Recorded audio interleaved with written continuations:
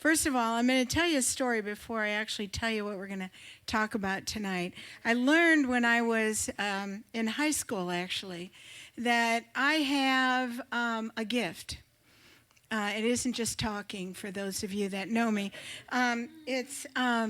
My gift is I can hear things, and then I can repeat them so that everybody understands them. So if you're Einstein and you're not, then I can listen to Einstein and I can talk to you, and you can understand what Einstein said, I think. We have one over here that maybe could agree with that. Anyway, Ronnie will tell you that when he wants to write something, he tells it to me in Ronnie-isms, and I write it the way that he wants it to be written. And but it all started when I was in high school. When I was in high school, I was in English literature class, and I was too busy to read books, okay? And I had other things going on. And so I was in English literature class, and the teacher asked everyone to read a book. And she gave everyone a chapter of the book to summarize. And so I got the bright idea that I would be the person that wrapped the whole book up, and all I would do was listen to what everybody said, and I would not have to read the book. So every time we had class, I'm taking notes, writing down what they said. At the end of the book reading, there was like 26 chapters, I summarized a book that I had never read so well that my English literature instructor took me out of my other classes to give it to all of her other classes. And that was when I realized if I pay attention, I can listen. That's true. Amen.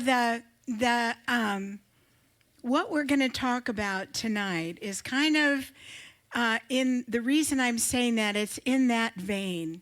Because I listen to Pastor Lonnie every Sunday morning, and I listen to Pastor Ron most every Wednesday night. And every now and then the Lord will just give me something that is, how do I say it, just a little bit different take on what they said. And hopefully we will meld the two of them together.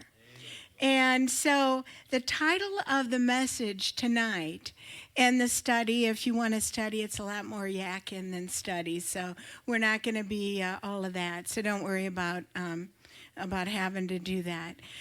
But who do you think you are? Who do you think you are? Not who are you, but who do you think you are? Who do you think you are? Who do you think you are? And, of course, you know, if you're someone like me that was a hippie rock and roller sort of a person, you would think of a Who song. Who are you? Ooh. Sorry. And so I digress into the pit here. But the point is true. Who do you think you are? See, what the Lord showed me, and I'm jumping to come just a little bit, but it may help a little bit as we're going through. The Lord showed me it's not really about what He says you are. It's about who you think you are. And so He can tell you, He can promise you everything. But if you don't think you are, you ain't. That's not very good English, but beside the point. So we're going to read Proverbs chapter 23, verse 7. Very familiar scripture. For as he thinketh in his heart, so is he. So is he. So who you are is who you are, is who you think you are. It's who you really believe down deep inside that you are. If you're successful, then you believe you're successful. If you are not successful, then you don't believe you can be successful.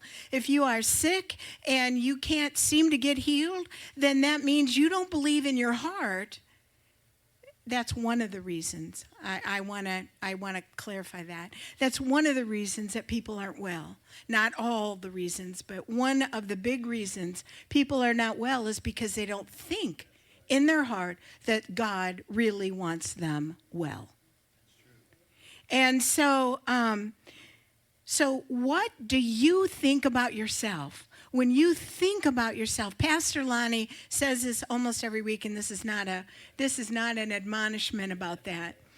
Every week he says, God told us to heal the sick, raise the dead, cleanse the lepers, give sight to the blind, lead people to Jesus. The ministry of Pastor Lonnie has led and Pastor Barbara, over 2 million people to Jesus.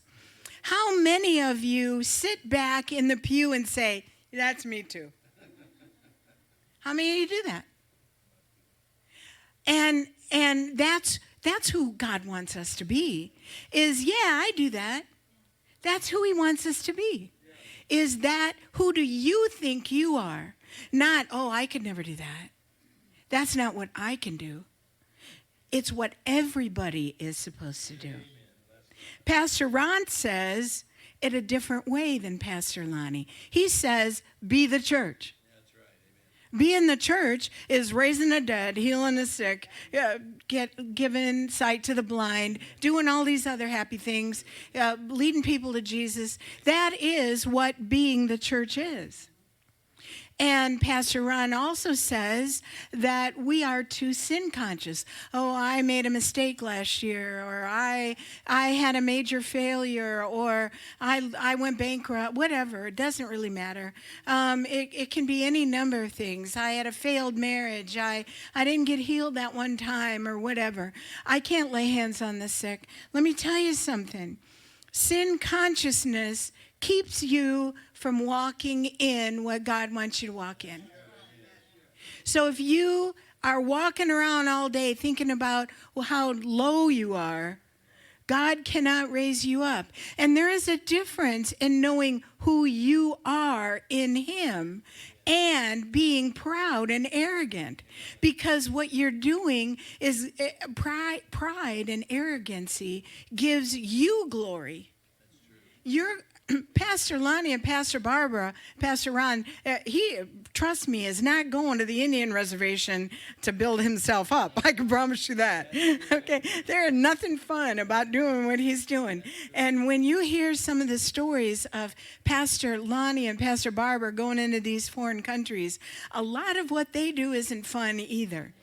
We hear what we get to hear is the reaping that they do. We get to hear all of the wonderful things, but we're not hearing about all the crummy stuff.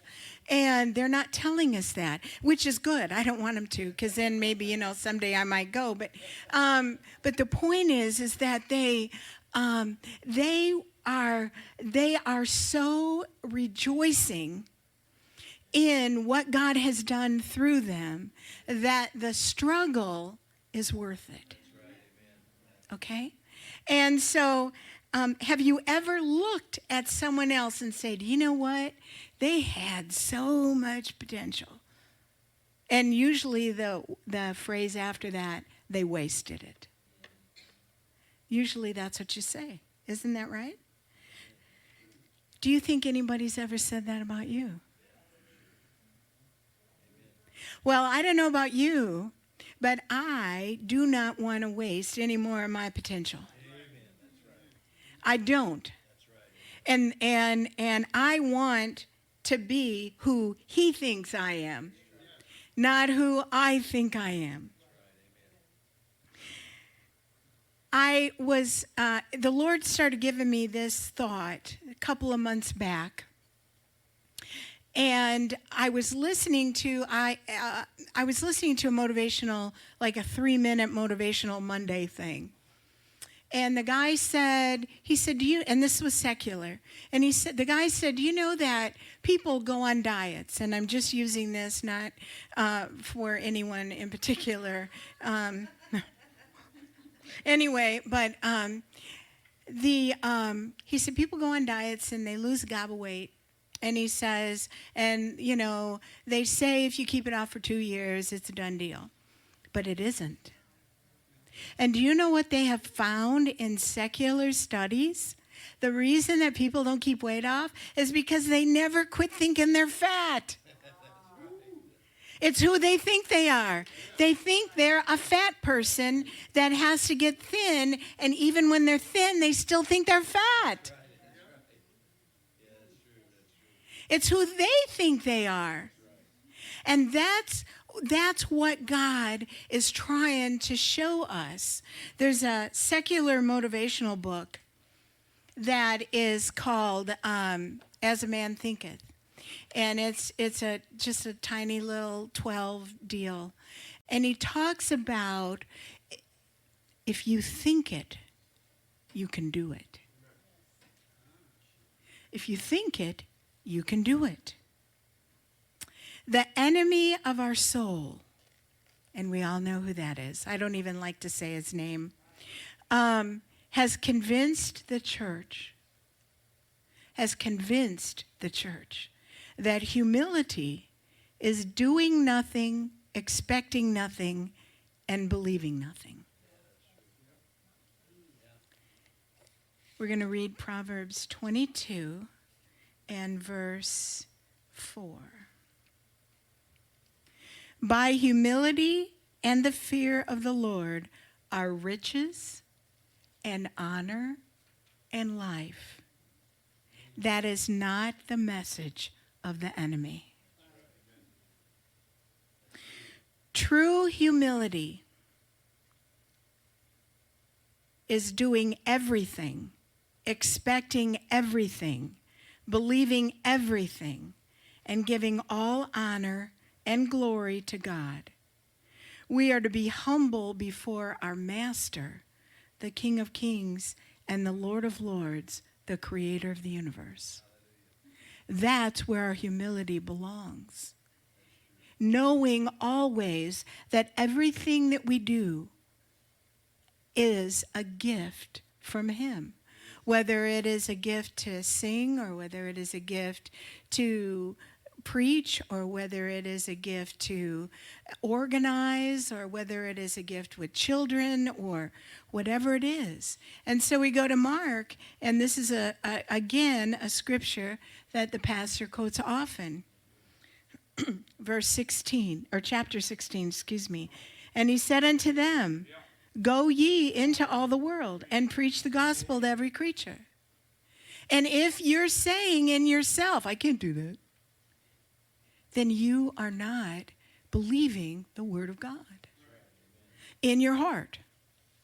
He that believeth. Now, this is not the gifts of healing.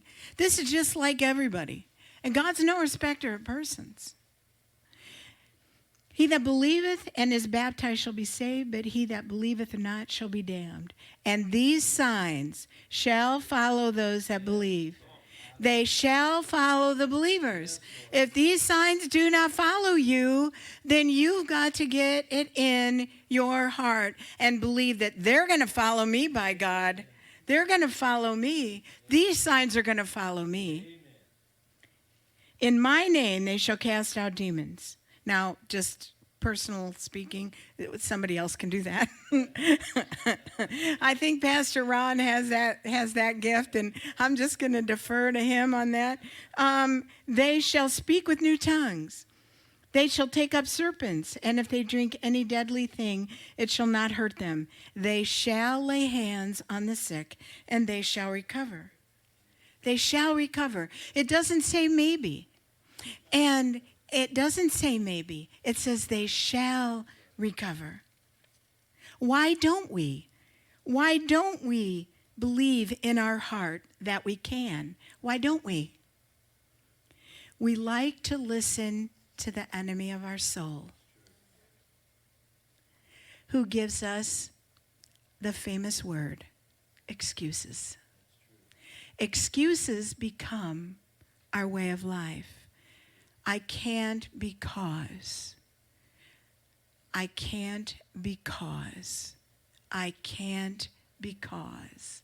I'm too old. I'm too young. I'm too fat. I'm too skinny. I'm too poor. I have too many responsibilities. I am this. And the way of the word is not excuses, it is action. That's true. Amen. So we're going to go to James chapter 1.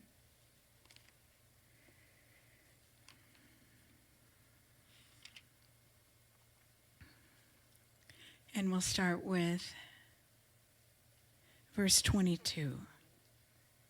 But be ye doers of the word, and not hearers only, deceiving yourselves.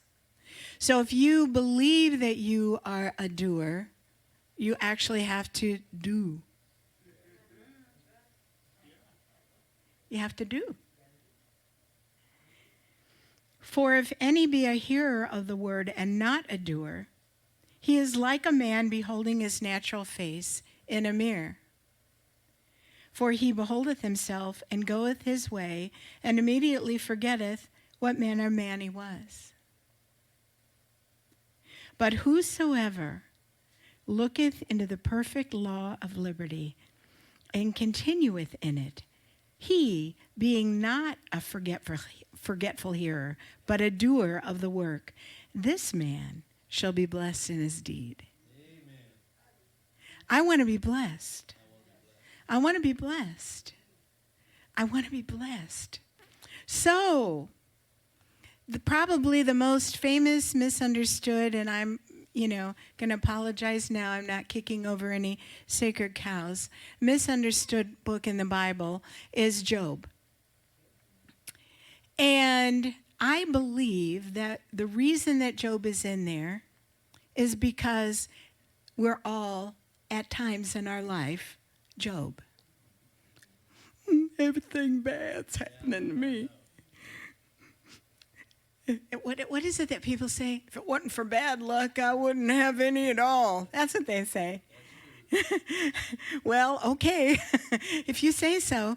But Job, he spent 36 chapters, he and his three buddies, they spent 36 chapters trying to explain to Job why everything fell apart. Okay?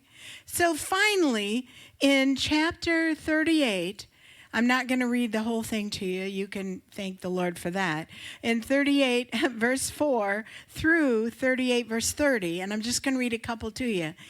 God starts to question Job. And he says, okay, buddy, that's a Candee paraphrase. Where were you when I laid the foundations of the earth? True. Amen. Declare if thou hast understanding. Where were you when I stuck it together with the God crazy glue? Amen. How do you make Leviathan? Do you know how to make the wind? Seems like an easy one. It's all over. Well, obviously, after 2.5 chapters of that, then God goes on to say, and this is where I want to go in here. And we're going to go to chapter 40 in Job. And we're going to start with verse 6. Then answered the Lord unto Job out of the whirlwind and said, Gird up thy loins now like a man. I will demand of thee, and declare thou unto me. Wilt thou annul my judgment? Wilt thou condemn me that thou mayest be justified?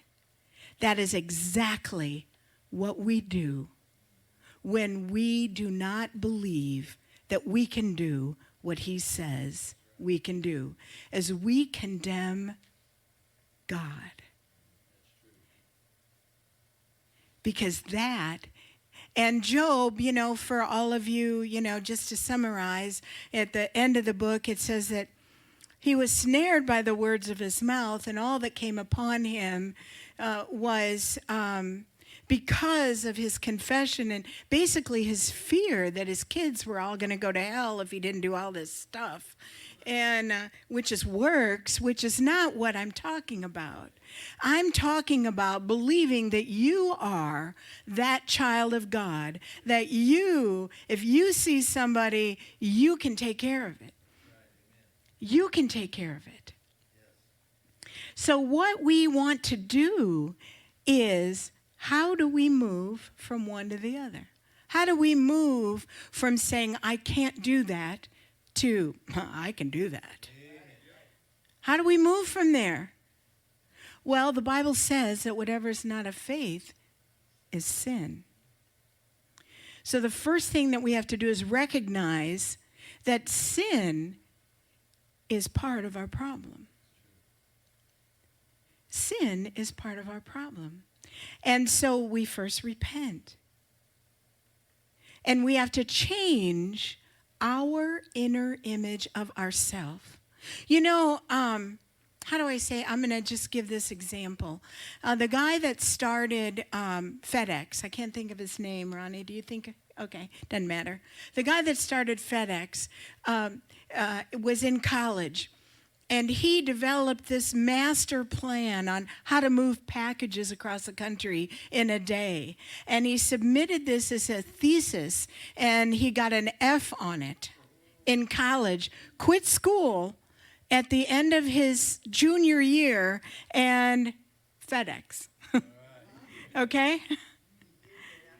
He did not have the FedEx that we know today when he had that in his heart and believed that he could do it.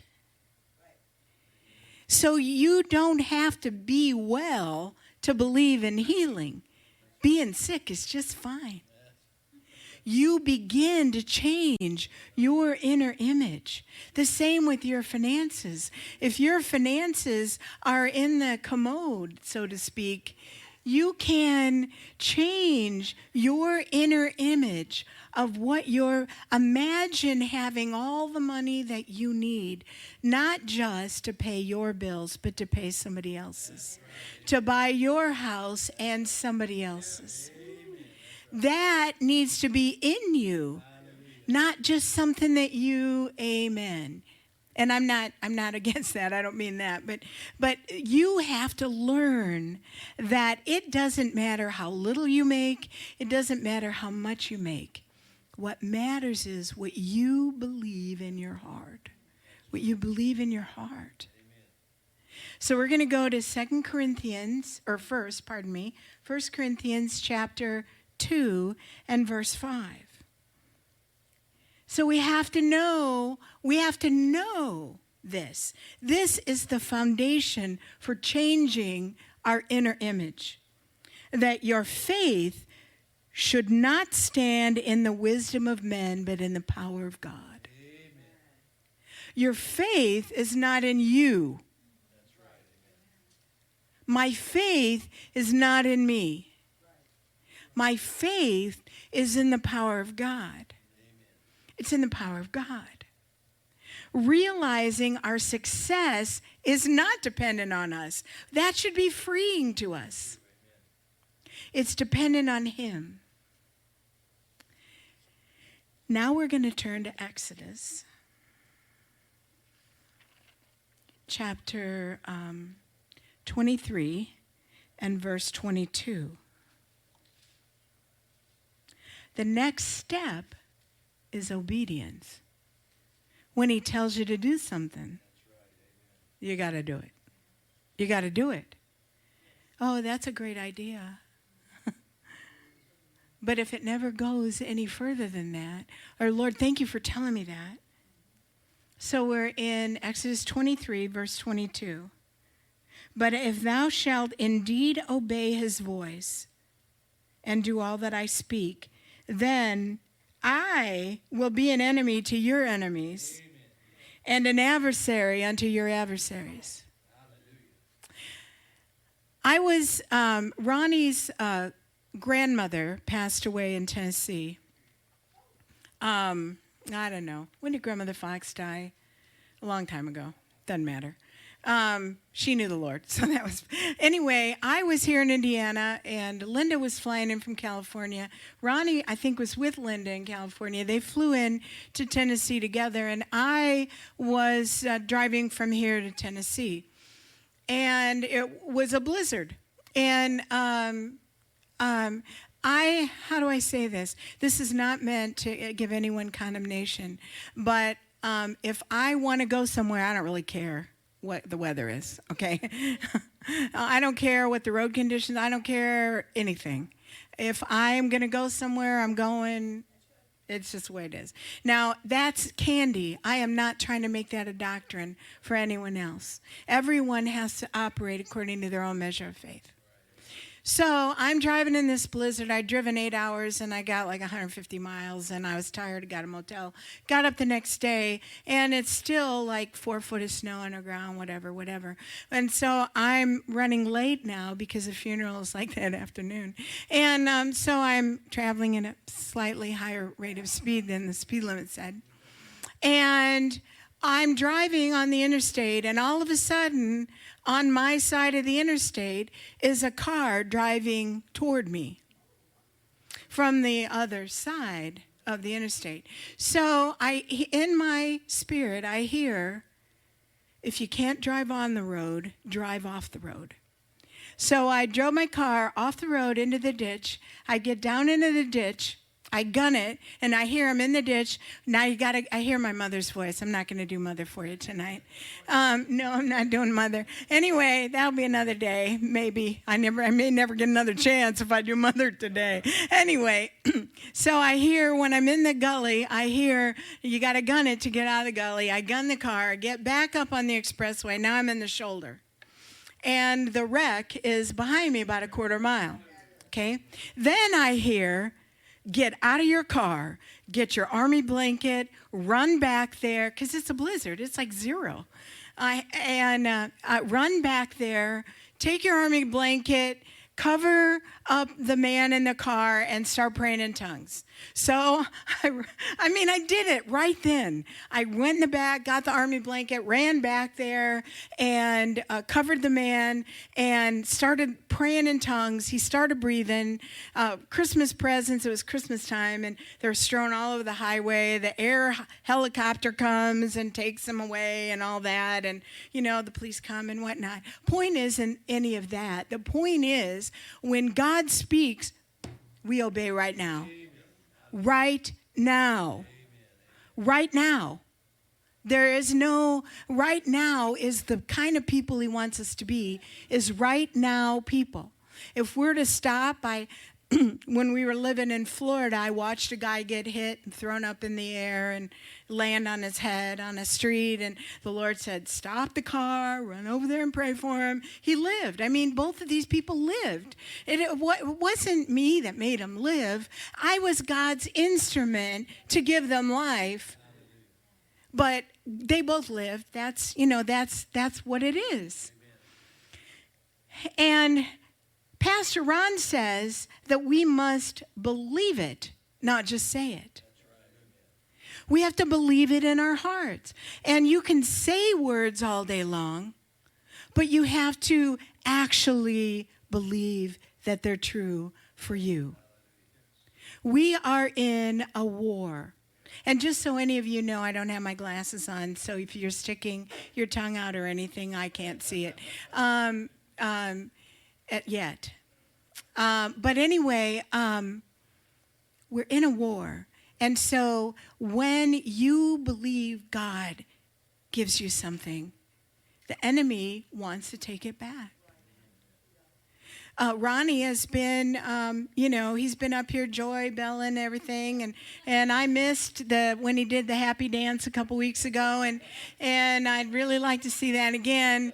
And so he's on his way here to, give his little joy thing, because joy is what he's all about right now, and the car dies. And so he had an opportunity to throw his joy right out the window, but he chose not to. He chose not to.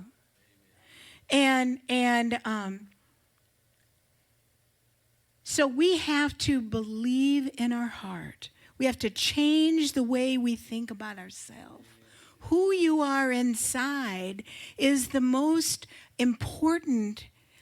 Who you are inside and what you believe God can do for you is the most important thing you will ever do for the kingdom. Because the more you believe you can do, the more you can do. And the more you can do, and the more you can do. And the more you can win, and the more you can be that piece of God to the world. We're going to go to 2 Timothy 1:7. Pastor quoted this on Sunday, and I appreciated that because I kind of needed it.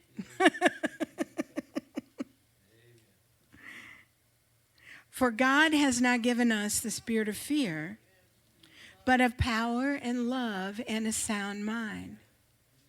So fear, and I did not, this is not my talk tonight. Fear is a whole nother topic. But fear is believing what the enemy says more than you believe what God says. And according to this verse, there's a spirit of fear. Now, as believers, and again, I'm not going to go into this too heavy, but as believers, we know that a spirit can't be in us, but it can be hanging around. And we have to get rid of it. We have to get rid of it.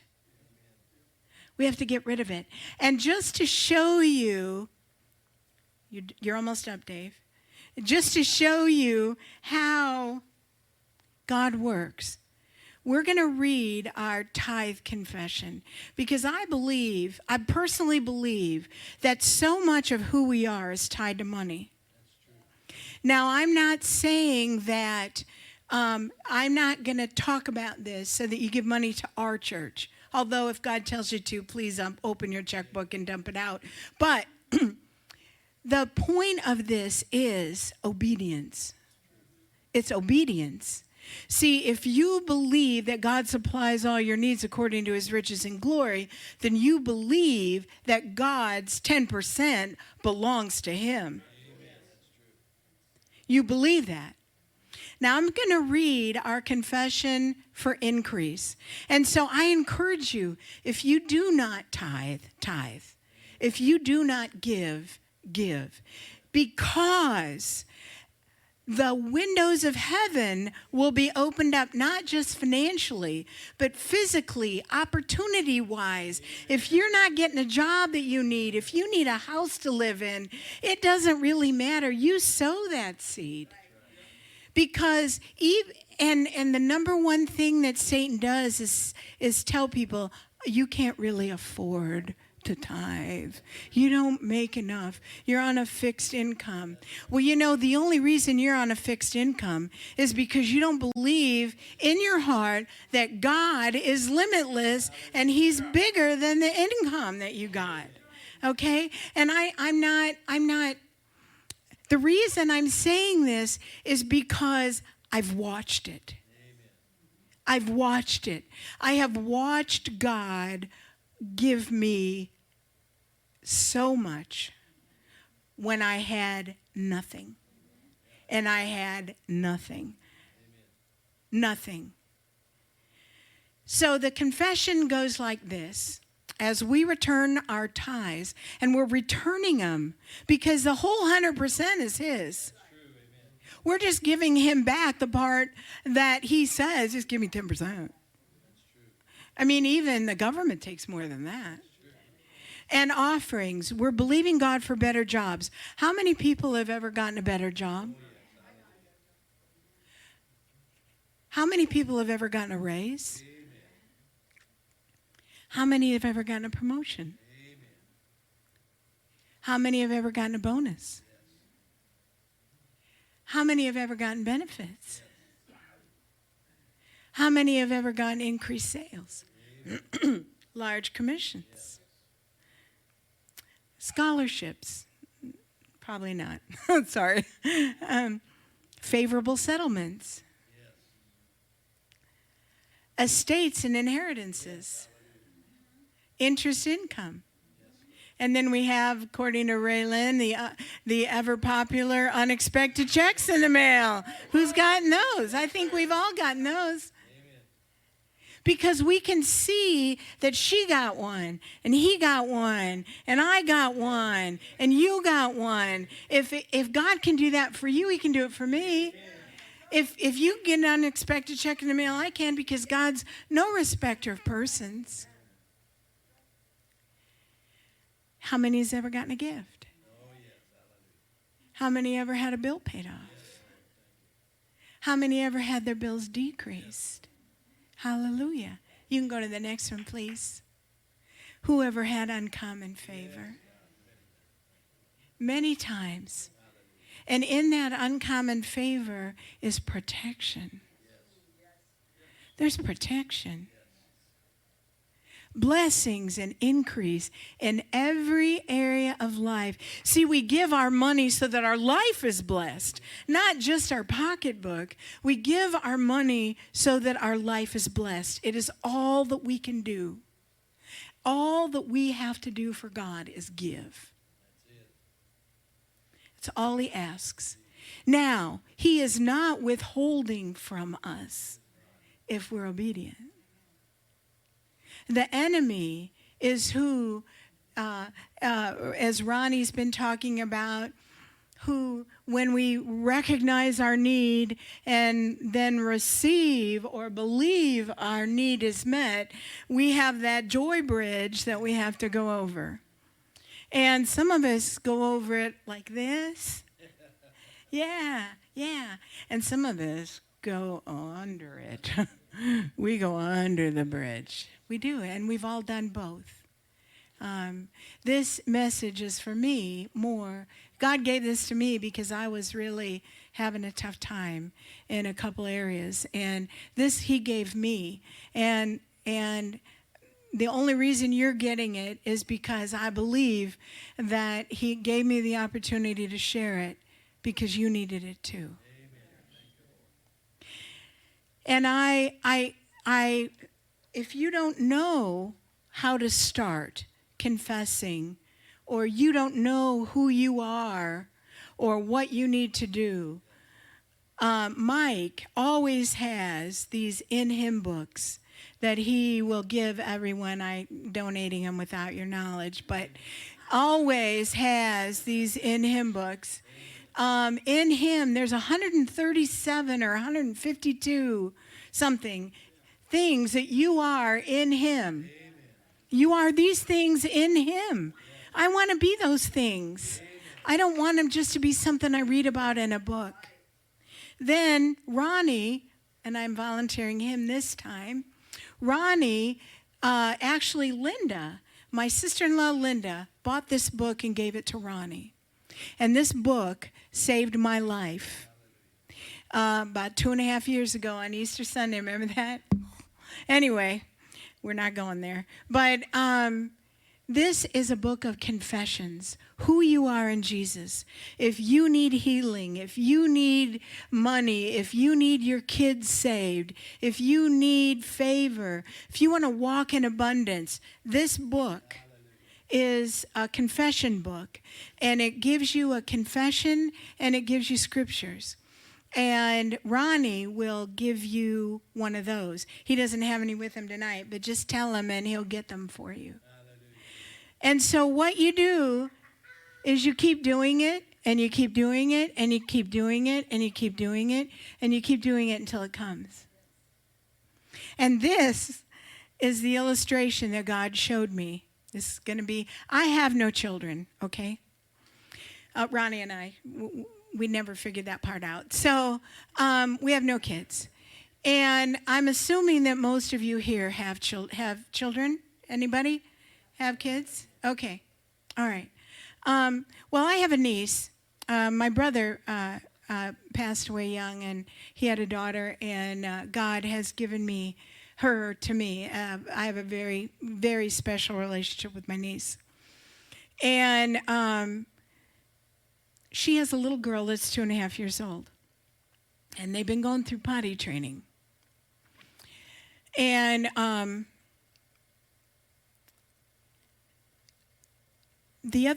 last week, one day, she texted me and she said, "And Candee, we did it. We did it." She's potty trained, so they took her out to dinner, all this other stuff, right? And you know what the Lord showed me? How many of you have potty trained anybody? Anybody? I've potty trained a dog, okay? So, yeah, I guess. Lots of dogs, actually. But anyway, so how many of you, when you started potty training the kids, said, maybe it'll work, maybe not? How many of you said that?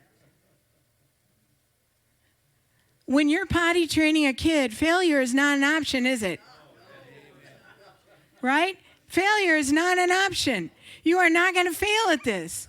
So now this is Candee now. Everybody, my kid's doing this and I can't get him to do this potty training. It's all on Facebook.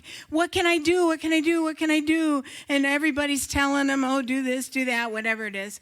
And so I've learned that everybody has that one thing in common. Potty training failure is not an option. It's not.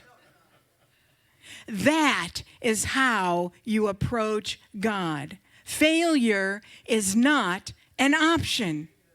It's not an option. Let's everybody stand. Failure's just not an option. If you can potty train a kid, you can believe God for anything you need. You can change that inner image. Who wants to have God's image of you become your image of you? Who wants to have the same image of you that inside of you that God has of you? So that your heart thinks of His will toward you. How many want that? So what we want to do is we want to change from believing what you think you are to believing what you're able to do. Because He thinks you're able to do it all. Amen. With Him, failure is not an option. Failure is not an option. There's only one option. And failure isn't it. So that means victory is our option. That is, we're going to be victors. We're going to potty train those bodies. We're going to make them line up with God's word. If anybody would like Pastor Lonnie or myself to agree with you so that your inner image so that you get God's assistance in changing your inner image, we would love for you to come forward. Amen. That is God's desire for you, is to live as though you are Him. In Him, by Him, for Him, through Him. That's His desire.